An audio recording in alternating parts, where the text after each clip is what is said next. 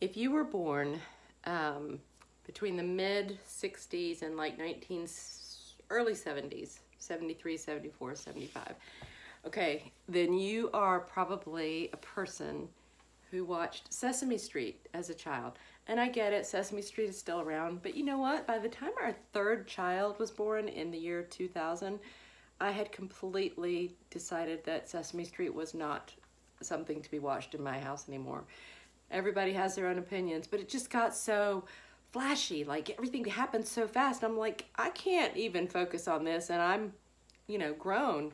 But when it was in its infancy, the beginning, there are so many very,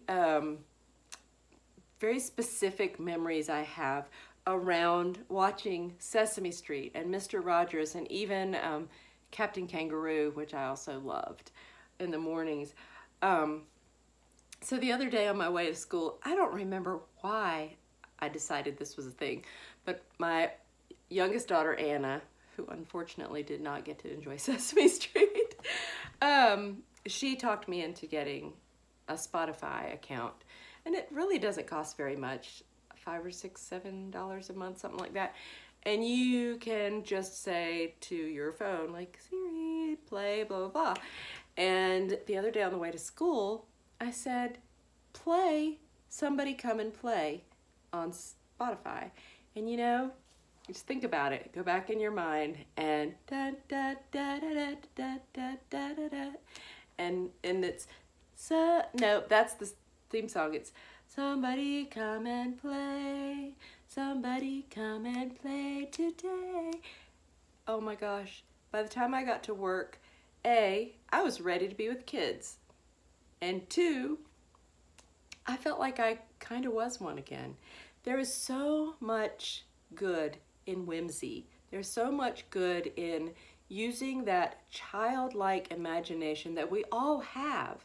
And I think that we oftentimes, we don't think about it, we don't pay attention to it because we have all these grown-up things that we have to deal with and do all the time. But how much easier would it be to deal with and do those grown-up things if you had the Sesame Street theme song in the back of your head? Or if you had Mr. Rogers singing about being a good friend, And maybe Mr. Rogers isn't your thing. I know he's a little soft-spoken for some people, but I always felt like when I was little, he was actually talking to me because I was, after all, his neighbor. And it helps me to not dwell on, I don't have my head in the sand.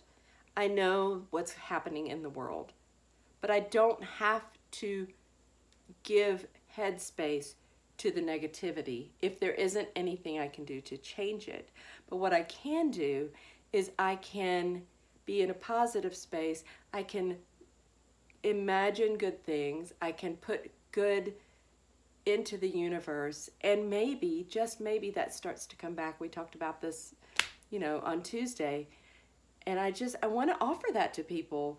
I want to offer, put in a Jackson 5 song. That'll take you back. Put in, I don't know, put in something your parents enjoyed listening to. Put in the Tams or the Platters or Frank Sinatra if you want to. Put in classical music. Put in a little Beethoven. Put in, something like that. And just see, it might not take you out of the grown-up headspace that you feel like you're in because you have to deal with everything, but maybe just for 1 minute or 5 minutes or 10 minutes or an hour, you can remember what it's like to just simply enjoy and play. And do you see these play school blocks back here? Oh yeah, I bought those at an antique shop in Boone a few months ago. $10, whole box of wooden blocks from the early 70s. And if you don't think that I get these out from time to time and build and make words and just kind of